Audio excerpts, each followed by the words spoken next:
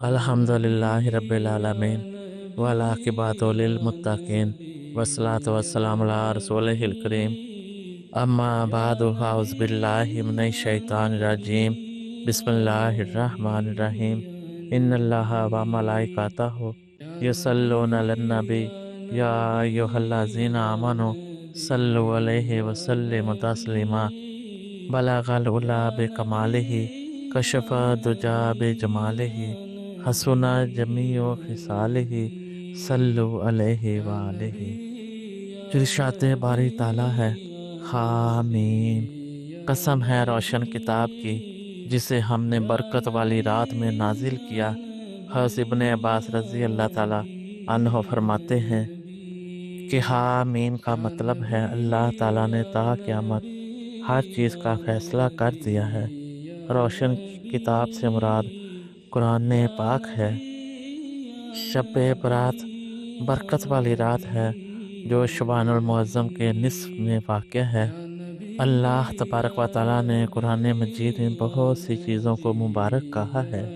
مثلا قرآن مجید کے متعلق فرمایا، یہ بابرکت ذکر ہے جسے ہم نے نازل کیا ہے۔ اس کی برکت یہ ہے کہ جو شخص اس کی تلاوت کرے اور اس پر ایمان لائے وہ ہدایت پائے گا اور آگ سے محفوظ ہو جائے گا۔ اللہ تبارک و تعالیٰ نے پانی کو بھی مبارک قرار دیا ہے۔ فرمایا، ہم نے آسمان سے بابرکت پانی نازل فرمایا ہے۔ پانی کی برکت یہ ہے کہ تمام ذی روح اشیاء کی زندگی کا انحصار پانی پر ہے، جیسا کہ ارشاد باری تعالیٰ ہے، ہم نے پانی سے ہر چیز کو زندگی بخشی، کیا پھر بھی وہ ایمان نہیں لاتے؟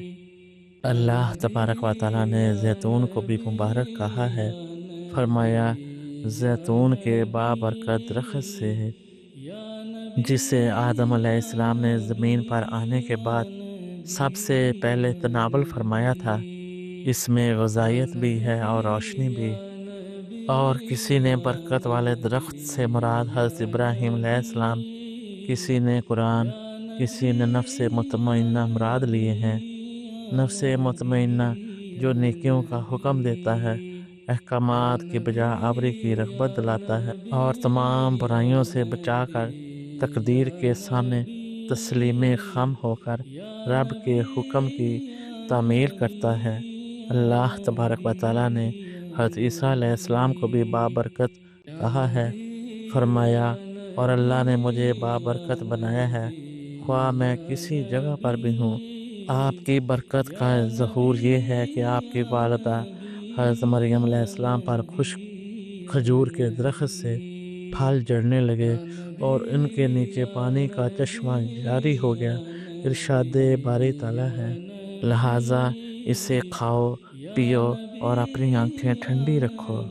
حضرت عیسیٰ علیہ السلام کی برکت یہ بھی تھی کہ وہ اللہ کے حکم سے مادہ ذات، نبینے اور کوڑی کے مریض کو بھی صحت مند کر دیتے تھے، مردوں کو اپنی دعا سے زندہ کر دیتے، اور بھی بہت سے معجزات آپ کو عطا کیے گئے تھے۔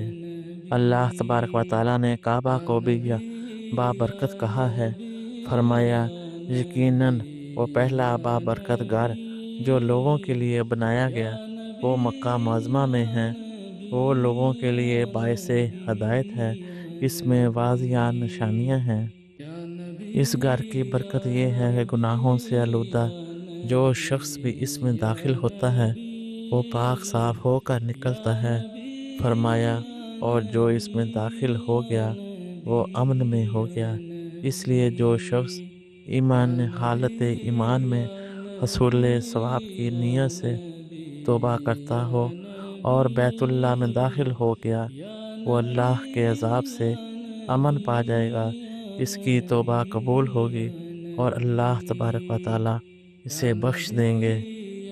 شب برات بھی بابرکت قرار دی گئی ہے، اس لیے کہ اس رات اہل زمین پر رحمت و برکت، خیر و سعادت اور عفو و مغفرت کا نزول ہوتا ہے۔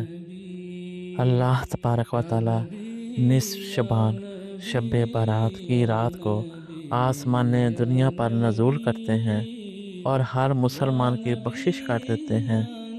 البتہ مشرک، کینہ پرور، رشتہ داری قطع کرنے والے اور فحشہ عورت کو نہیں بخشتے۔